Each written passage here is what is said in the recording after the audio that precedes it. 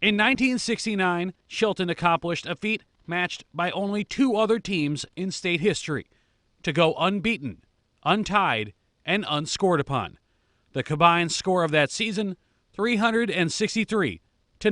It's quite phenomenal. I mean, not a lot of teams have done it. You know, we had a good group of athletes, but as the season progressed and we kept winning and winning big, you know, then it's like all of a sudden you decide, hey, can this really happen? You know, at the time, they just kind of put us in a review that we're just going to be a contender. After our first close one and won 7-0 against Sun Prairie, we just started winning big time. On Friday night, they reunited 50 years later at the same field they once dominated.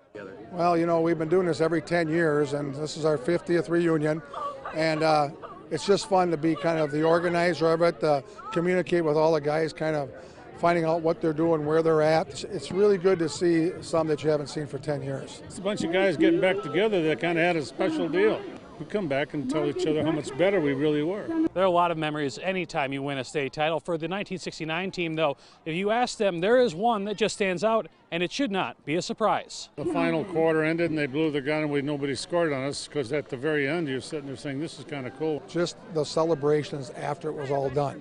You know, the local community, well, we got a bus ride from the Holstein 6 miles to the south of us with fire engines and sirens going all the way back to Chilton. At halftime, the group took the field once again to be recognized by the community. The fan base from those years was just tremendous. You know, the tradition, you know, football was a big tradition back then, and hopefully that can continue.